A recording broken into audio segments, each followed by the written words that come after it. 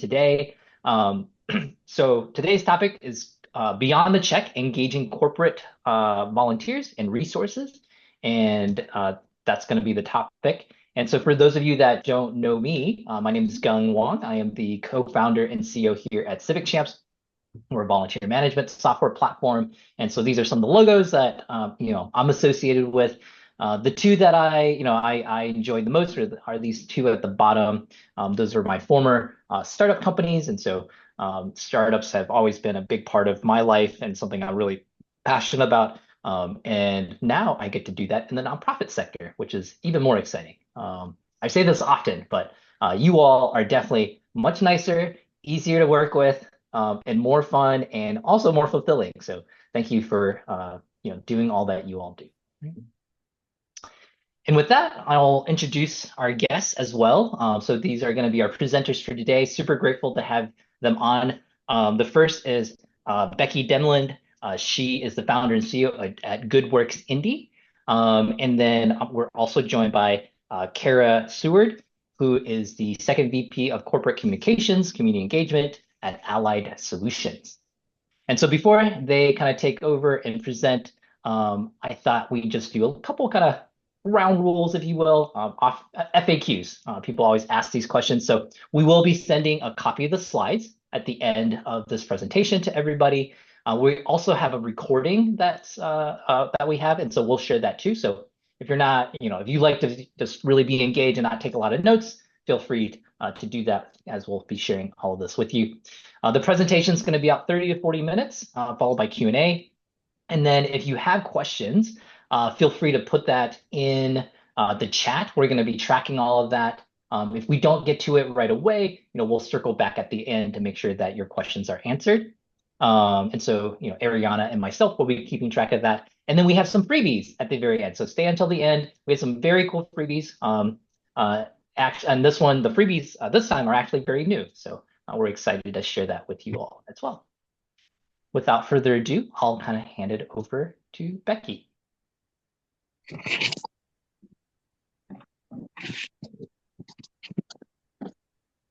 All right. Is the share working okay? Yep. Wonderful. All right. Thanks so much for the intro, Gung. It is a real pleasure to be here today. Although I work as a consultant now, I spent the bulk of my career working at large companies. And whether I had the title or not, I've always had a role in charitable giving and community involvement. Now, lots of things have changed in the years since I started working in this space. And we could spend the whole hour talking about how everything has changed since COVID.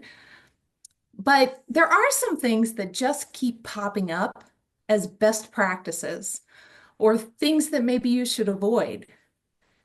That's what Kara and I are here to talk about today, providing ideas and best practices based on our experience on the corporate side. So let's dig in. I want to start with the corporate giving landscape. Nobody's here to argue that corporate funding will rival what you're getting from individual donors and foundations. It doesn't. But that doesn't mean there aren't significant resources out there from corporate partners. I won't go through all of these stats, but what I want to point out is that employees at companies are empowered to participate more than ever. More companies are embracing employee-driven giving and paid volunteer time. Building relationships with companies and their employees can lead to really valuable long-term funding. But identifying those companies can be a real challenge, especially if you're a smaller organization with limited staffing. Today, I want to talk tactically about some ways that you can identify potential corporate partners. I want to focus on these three areas: your board of directors, your volunteers, and your business community. Let's start with your board. In my opinion, Talking about corporate partnership and positioning each of your board members to help should be foundational. When you're interviewing potential board members, make it part of the conversation. Tell them that you rely on the board to help secure corporate partners and ask, is that something you're comfortable with? And then when they join your board, make it part of the onboarding process. Ask them, tell me about where you work. Where did you work before that? Who makes decisions about community engagement and support? Can you make an introduction for us? Then during your board meetings, share updates about companies you've identified and ask for help with making contact. If your board members hear about it regularly, they'll start to understand that they've got an important role in this. Next up, let's talk about your smiling, happy volunteers. These folks love you and your mission enough to give their time to help you. They would probably want to help you secure funding too, if you ask. And ask them the same questions. Where do you work? Or where did you retire from? People love to talk about what they do. And ask, can you connect us to someone at that company? Can't hurt to ask. Some of you already have volunteer feedback surveys, and that is awesome. If it isn't cumbersome, you might include some of these questions in your survey. Or approach them personally when they are actually on site. Work it into the conversation. Make it feel natural. This next suggestion is frankly the one I am most passionate about, and that is being plugged in. What I mean by that is this. You and your development team need to know what's happening in the business community. And the only way to do that is to invest time to identify those opportunities that you might go after. Some ways to do that. Follow other companies and organizations on social media. Every company who sends volunteers to your organization, or maybe they've sponsored a fundraising event, follow them on social media so you can keep up with their news. And your neighboring nonprofit organizations, follow them. See how they're engaging and who they're engaging with. And then keep up with the local news. Here in Central Indiana, we have the Indianapolis Business Journal, and I highly recommend that you subscribe to your local business newspaper. I promise, if you spend time reading or even just skimming the news, you'll come away with the names of a few companies that you might approach, or an engaged business leader that you could connect with, or even an upcoming community event where you could promote your organization. If it's not already part of your communication strategy, you really need to have a presence on LinkedIn. LinkedIn is where businesses and people in business are sharing information. But your LinkedIn content needs to have the right tone and message. It's probably not the same strategy as what you're doing on Instagram and Facebook or even TikTok. On LinkedIn, you should talk about your impact in the community. You could spotlight employee volunteer groups, and you could brag about your board members. Share what you're doing in a manner that makes businesses want to partner with you.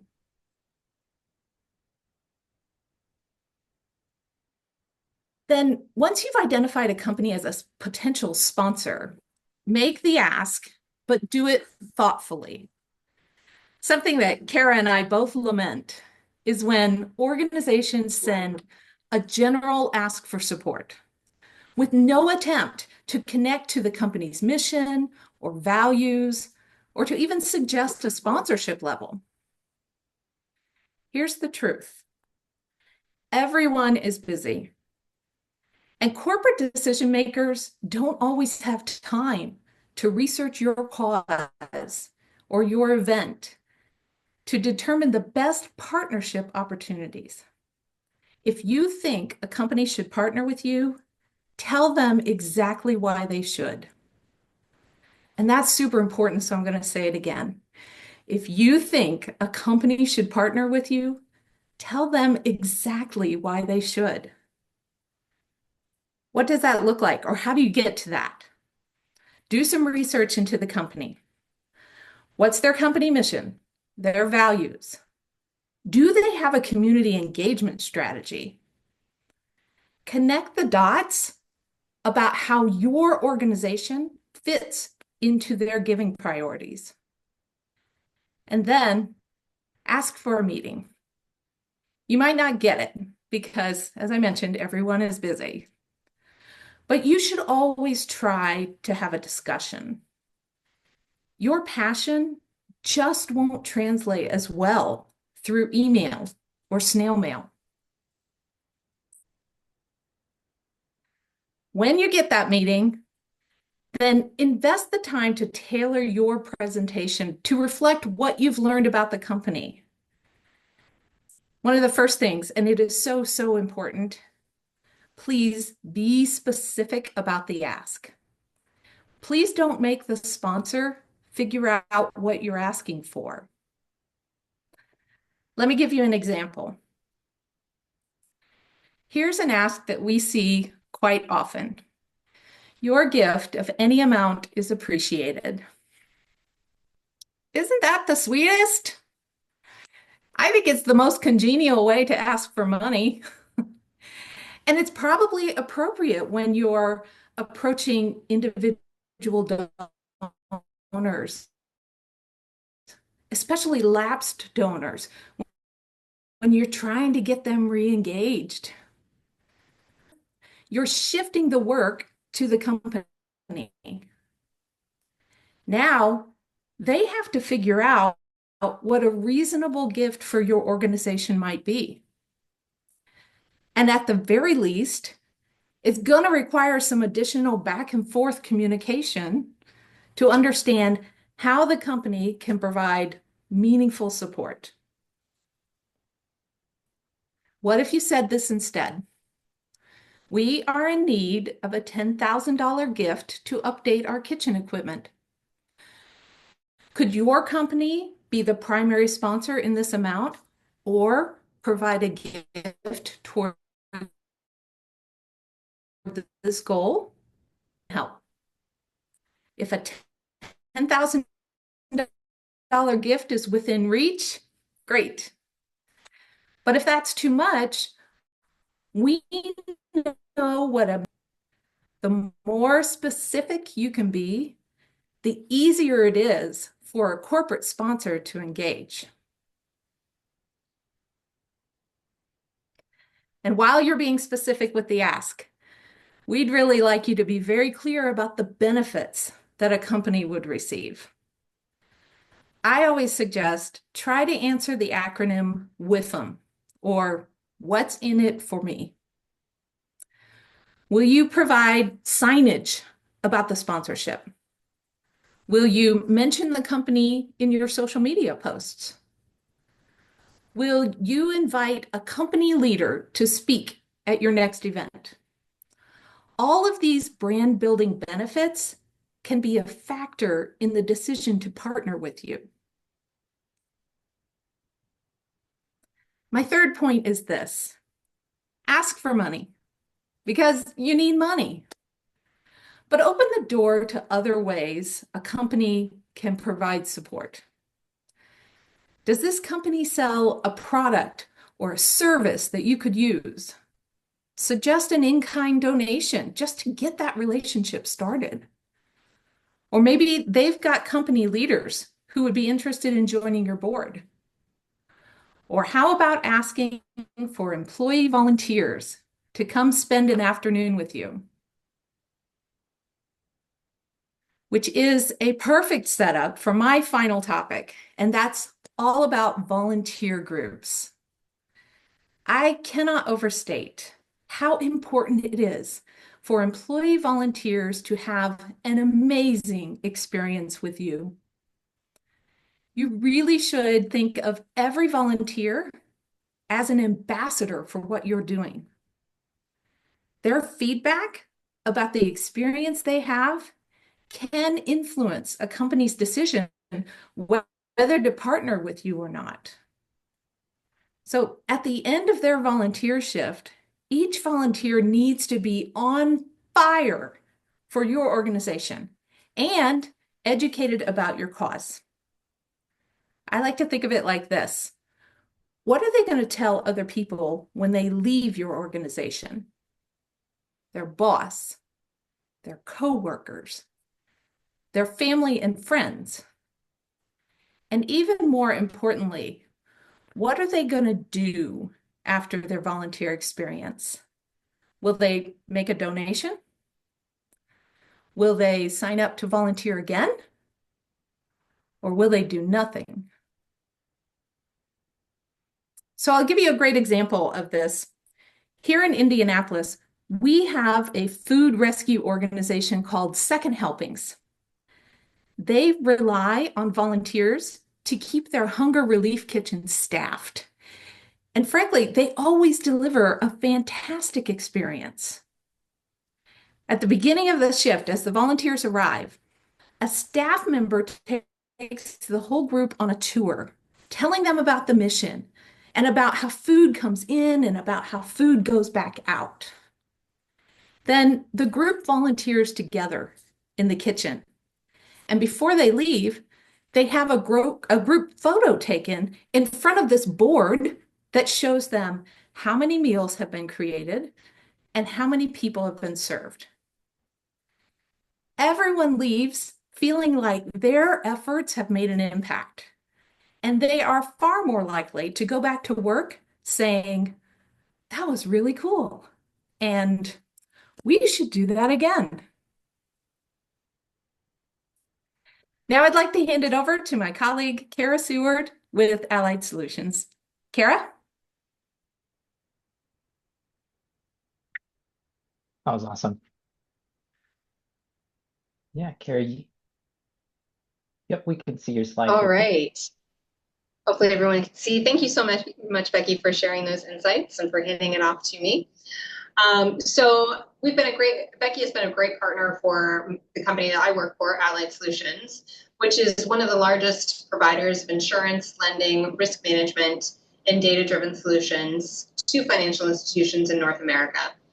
We have about 1,800 employees across multiple locations, as well as remote employees. So we're working with a really diversified workforce.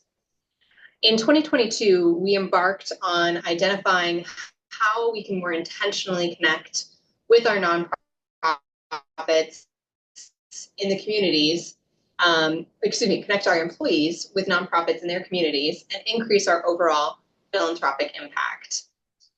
We've approached our corporate sponsorships with nonprofits as true partnerships rather than one-off donations. So what I'm really trying to focus on is make sure you're finding partners and not just donors. And we've found in our relationships that we continue to foster the relationships with nonprofits who are really open to being true partners with Allied Solutions. So let's learn a little bit more about how you find a partner.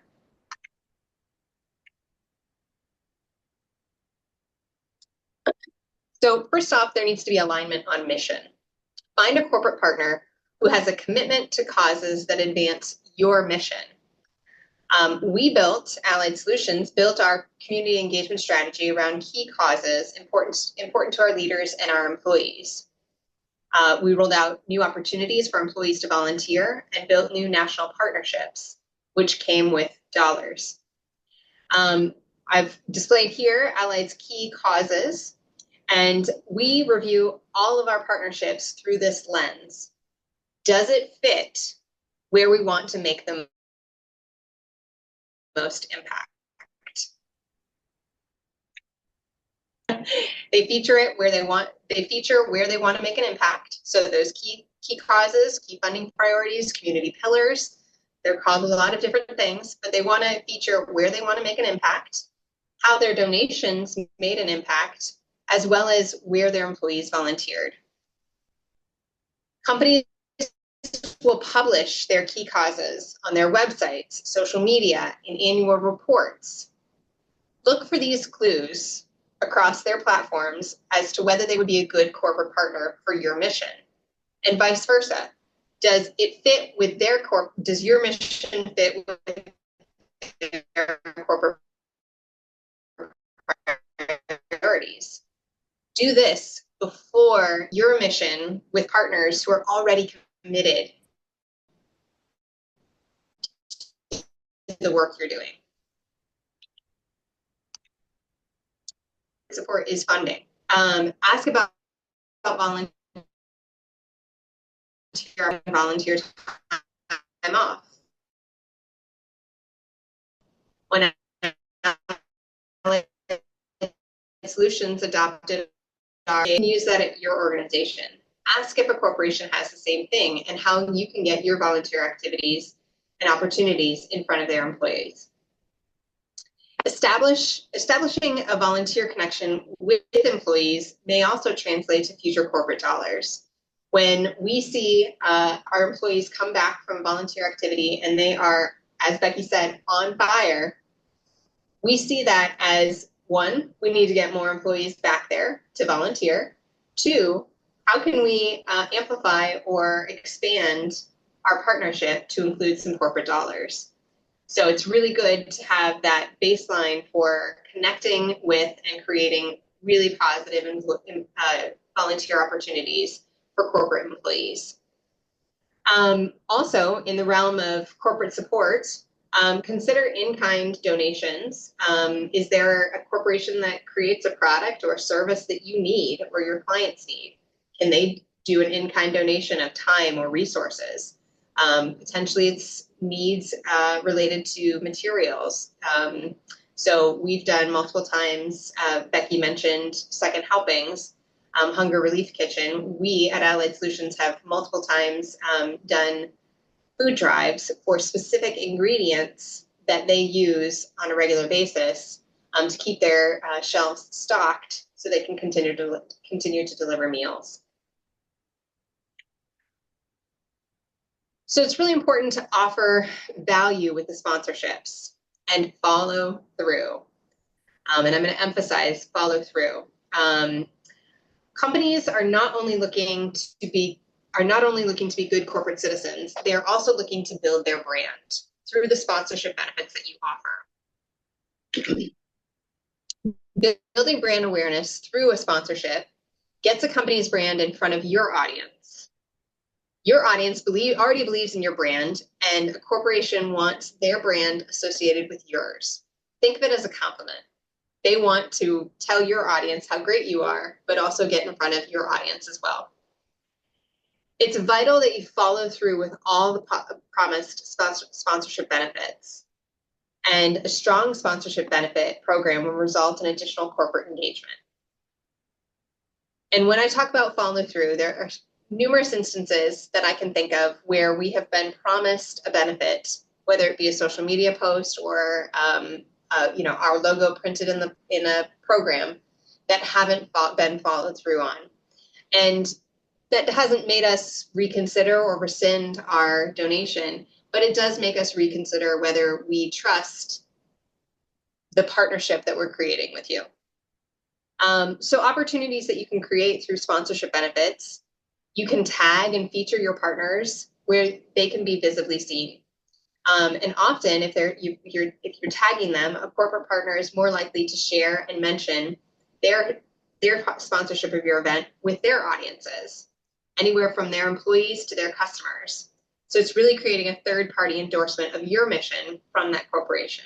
So it's a win-win for everybody. So it's also really important to translate your impact for your partners. They don't know your day-to-day and can't articulate how their donation benefited your audience or your clients. So in addition to the brand ROIs from a corporate sponsorship, a company wants to know that their donations or their time, their volunteers spent, their employees spent volunteering made an impact in the community. Follow up with how the donation was used and who did it benefit. Share how employees volunteering allowed your staff to work on other key services. And if you can help a company tell the story of their impact, they're more likely to share that impact with their audiences. Help them tell that story. And with that, I believe we are going to questions. Young? Awesome. Yeah. That was fantastic. It's rare to have someone in your seat, Kara, right? To share, sort of your personal insights on what you're looking for from nonprofits. So thank you for doing that.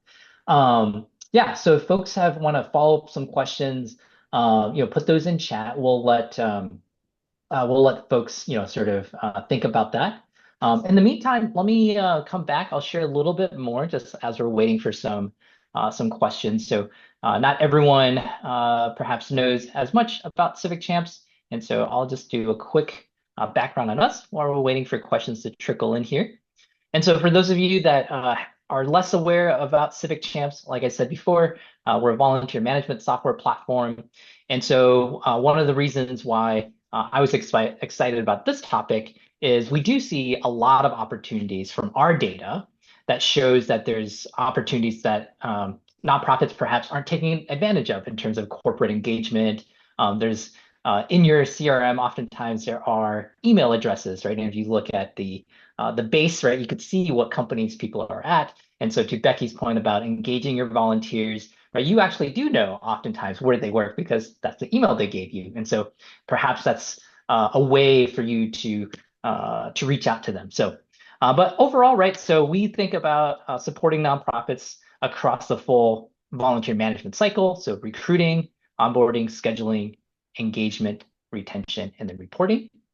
And this will just be like a 60-second sneak peek, but this is our mobile app. You can see there's a big check-in button here for the home screen. It allows people to really easily check in. As an example, we use geofencing to make it more slick.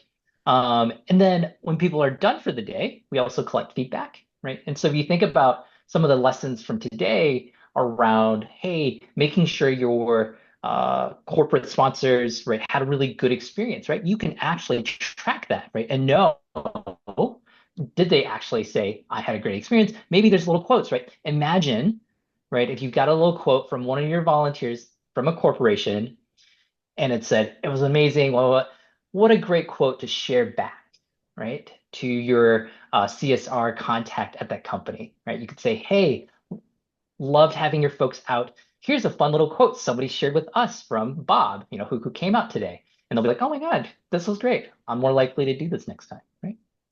And of course, you want all of this information in some sort of report. And like I mentioned, you can show, look at, maybe what emails people are using to reach out.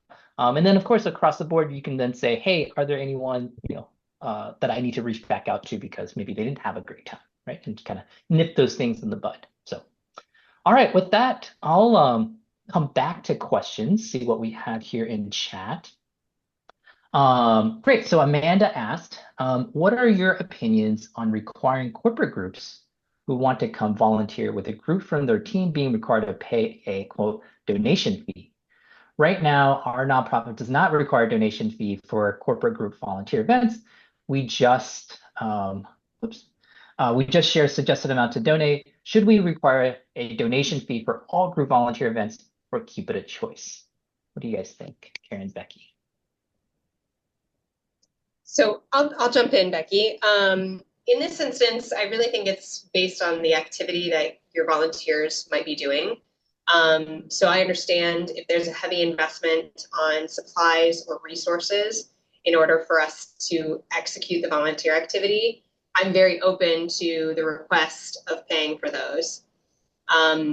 I will say a base for a pay-to-play situation, I'm not as open to on something like sorting donations because it's not really necessarily a resource heavy activity. Yeah. So if you have a reason to have a fee, you're a little bit more open to it. Yeah, makes And sense.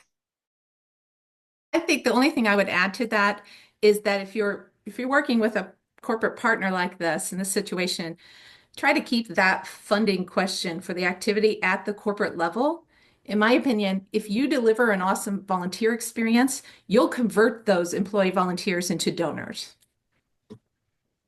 Yep, great point. Awesome. Thank you. And then we have another question here from Christine.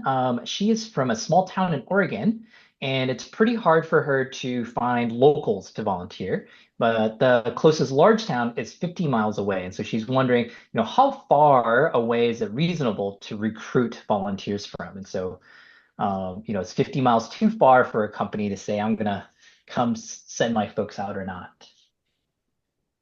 50 miles is far, I will say. So we're here in Metro Indianapolis, and oftentimes we're faced with the fact that employees on the north side of Indianapolis don't want to travel to the south side. And that becomes a real geographic challenge. So your situation in Oregon is certainly notable. My suggestion, if I were working with your company, I would say try to take your show on the road as much as you can. Mm. Could you find a way to create an on-site volunteer activity that you could take to their company? And what that does is it gives them a taste of who you are and why they should care and why they should perhaps be inclined to make the drive in your direction. No, that's awesome. Yeah, I can think of, some we work with a lot of Habitat affiliates and some of them do like a playhouse build or a playhouse painting project where you can kind of do it on site and move the finished product back, right? Yeah. So no, that's Yeah, good. I find very often that the employees, they just simply don't know about you. So, asking them to drive quite a distance is kind of a reach, but once they do know about you and they become passionate about your cause, then a 50-mile drive is perhaps not out of reach for them. Great. Another question, also from a smaller nonprofit in a more rural community, from Gene asks, there's just a lot of nonprofits in his community that are looking at the same companies for funding. And so how do you navigate or manage that opportunity? Yeah, that's a challenge. We recently, Allied Solutions recently made a large donation to name a campus for a large arts organization in our community. Um, and that has spurred a lot of additional requests coming to us. So I would, but with the concept of we've allocated our funding for this year to that campus naming sponsorship. So think about understanding, to Becky's point earlier, understanding where companies are already making investments, how large you think those investments are, and kind of scale your ask accordingly. So don't ask me for a large investment when I've just made a really significant newsworthy investment that's a multi-year contract. Scale that down to the here and now of what I could potentially fit within my budget. Hmm. I might add one other point to that, which is think about your timing. So most companies have a pretty solid budgeting process and they have a time of year when they're budgeting for the next year. If you're facing a lot of competition from other nonprofit organizations, you might want to be very strategic about when you make the ask, because if your donation or partnership gets into the next year's budget because you asked during the planning time period, you have a better chance of being included. Right, right. I'm sure the follow-up question, I'll just ask it ahead of time, which is, when is that? When is that magic window? I'll let Kara speak to that. Yeah. So I'll say, I would say typically late Q3, early Q4. But for Allied Solutions, we've actually started doing our budgeting for the next year in July. So start thinking early and long term in building those relationships And when you say July, you're planning July budget for the next year. for January 1. Yep. Yep, yep, got it. All right. Tess Parker asked a question. when you're first introducing yourself as a nonprofit, is it appropriate to ask for a donation right away, or do you want to wait, for that meeting? What's the right approach there? Kara, do you have thoughts? So I would certainly establish a relationship first. I would go back to my recommendation of build partnerships, not donors, or find partners, not donors. Really look at introducing your organization to a company through volunteer activities, through a visit, a tour. Get some leaders to come visit your facility, so that they start to feel more invested before you make that ask in a first meeting. That's not to call out what we're doing here necessarily, but oftentimes, right, that's the same thing we do even as a company for profit, right? So, we're oftentimes, we serve nonprofits, but I'm not usually reaching out and saying, hey, you should buy Civic Champs today, right? We introduce ourselves through our webinars and our newsletters and things like that. So, very We use the similar. phrase often, let's date before we get married. And it's so applicable in different ways. Like you wouldn't accept a proposal on the first date, or you probably shouldn't. So similar concept. That's right. That's right. Maybe if are you really compelling, right? Um, so if someone feels like they're a great fit for, by values and mission, there's a great alignment, and they reach out, but they don't hear back. What's the right standard time frame before reaching back out again? This is from Whitney. I mean, it depends on whether your ask has some urgency to it. Like if you have an upcoming fundraising event, then that might affect your timeline. But if you are reaching out to make that initial contact and to try to schedule a first conversation, I would come back 2 to 3 weeks after that initial outreach with the understanding that folks in Kara's role are pulled in 12 different directions every hour of the day. So it's very unlikely that Kara or someone on her team is simply not going to respond. It's far more likely that they just haven't gotten to you yet. And that would be my suggestion. Great. Awesome. And then next question is from Kyra. What challenges or barriers do you anticipate for corporate philanthropy, given the current climate and attitude towards social responsibility? Is corporate giving likely to continue its upward trajectory or decrease? Yeah, I think I have a very optimistic view about corporate philanthropy and the future of it, because I mean, we're all good people, right? And we work at companies and we have this inclination to want to do good things as part of our company. I don't think that's going to change. That's the nature of people.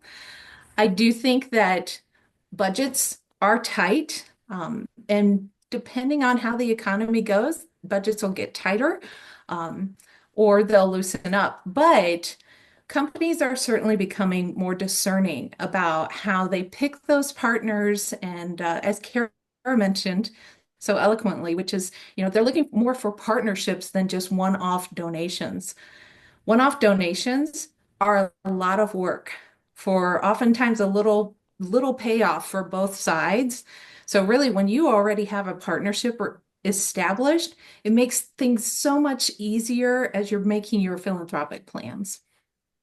Yeah, and I'd layer on to what Becky shared that, um, at least someone in my seat where I'm working both in the community engagement arena as well as corporate communications. There's a layer also that employers are really investing in, especially in a tight labor market. They're really investing in their employer brand. And that includes potentially engaging younger generations of the workforce who want to give back through their business, through their day-to-day work, whether it's a company with a mission or it's a company that offers opportunities to volunteer with organizations that they care about. And so I certainly see corporate employee volunteerism continuing on a very high trajectory. And I agree 100% with Becky. Corporate budgets are tight, where everybody's working on really lean margins. And so find other opportunities to make connections with your corporate partners outside of just asking for that donation. Yeah. And I don't remember, Kara, you mentioned some great anecdotes. I don't know if you want to share about how some nonprofits that really built a relationship with you up front and you didn't have money for them initially, but when you did have budget, they were sort of top of mind. I don't know if you want to share that anecdote or yeah, that experience. Sure, there have been a number of great partners who we established partnerships either through it could have been a end of year donation where we needed to give some money and we needed to give it quickly, who were responsive and willing and supportive of making that happen on the timeline that we needed it to happen. Or they were open for us to kind of, like Becky said, date a little, see if it fit with our mission, see if it fit with the causes that we're really focused on, which then led for us to provide continuing sponsorship in terms of donations. So it's been a mix, but we've been really intentional about any nonprofit that we approach, and we have in some instances proactively approached nonprofits to build a sponsorship or start those conversations. To initiate or fulfill one of our key funding priorities. We were, for example, lighter on youth health, wellness, and mentorship. And so we actually approached the Children's Miracle Network to develop a more comprehensive and targeted and focused sponsorship that has led to some great talent pipelining opportunities for our company as well. So it's really being open to opportunities and suggestions from corporate partners, find what they need. So it wasn't necessarily volunteering. We wanted to find talent pipeline for college students participating in Dance Marathon as future employees. So be really creative about what you can do with sponsorships and partnerships in that way. Got it. Yeah. And Becky, I remember you had a pro tip of just always have your W-9 available and ready to send. That is a good reminder. It is amazing to me how often we reach out to get that W-9, and it takes a long, long time to get it from organizations. But the pro tip, as Kung said, is that companies like Allied Solutions will not process the check request without the W-9. And then, like, no discussion on that. So please enable everybody on your development team to send that file when it's requested. Have it on that shared drive that they can Yes. just find. So, all right, Mary Ellen has a a somewhat frustrating story that or experience here. But basically, it sounds like she has an experience where there's a big company that comes in, wants to do volunteering with them. Often they go above board and do a great job, but they're not really able to get to the decision maker. And if they're when they have a engagement fee or they're looking for donations, sort of that relationship sort of is kind of they get ghosted, I guess is what it sounds like. So any thoughts on how do you get in touch with the decision maker when it comes to these larger companies, right? And not just maybe the person that perhaps even an intern who got stuck with, hey, put together that volunteer event for us. Well, my suggestion is that those volunteers know who is at the helm of that program. So I'd ask them, first of all, and then I would ask for that meeting. Can we talk about advancing our relationship? We have loved having your volunteers here. We would like to do more together. Can I get on your calendar for a half-hour virtual meeting? And again, it's those foundational things. Does anyone on your board have a connection to that company to help you get inside or to make a warm introduction to that name that a volunteer gives to you? Right. Right. Yeah. Yeah. And going back to find partners, not donors, if it's not working for you too, you can sever that relationship if you don't feel like you're getting what you need out of the partnership. It goes both ways. Yeah. Yeah, that's great. All right, and from Kyra, what challenges or barriers do you anticipate? Oh, oops, I already read that one. sorry. I think that might have been the last question we had here. Yeah, fantastic. This was super good. Let me reshare my screen and just to share kind of our contact information. So both Becky and Kara were kind enough to leave their email addresses here. So if you are, so you could also attend webinars, but civic chance to find the decision maker. There you go. And also their LinkedIn. So feel free to reach out. Of course, I'm also here. I love connecting with any, all the folks as well. And then, like I said, we have a feedback form we're going to put in the chat here. So always looking for your feedback as our attendees, looking for ways for us to continuously improve and bring you the content that you really love. So if you like this topic, let us know. If you have suggestions, also open to that as well. And then finally, we have some upcoming webinars as well. So we're going to go a little bit heavy on sort of corporate engagement here. And so the next one on February 6th is also around corporate engagement, but really levering corporate giving, volunteerism, and individual giving.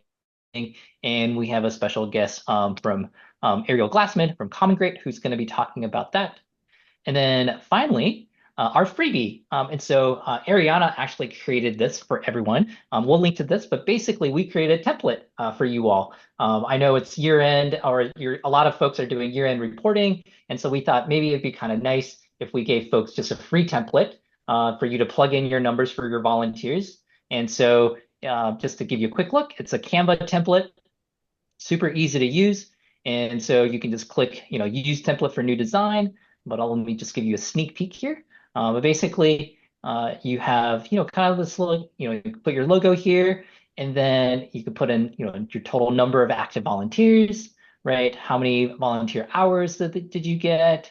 Volunteer activity numbers, estimate impact of those hours, right? Average activities per volunteer, and then average hours per shift, right? Just like, and then your top 3 volunteers for the year, right? What are their names? Give them a shout out. And then you can just print this and save it as a PDF for a kind of a nice report you could share with the board or perhaps with all of your supporters as well on social, etc. So anyway, we thought this was kind of a nice gift back to you all as a freebie. So appreciate you guys always showing up to our webinars, and a warm thank you again to Becky and Kara. I'll do my clap for everybody here. But yeah, with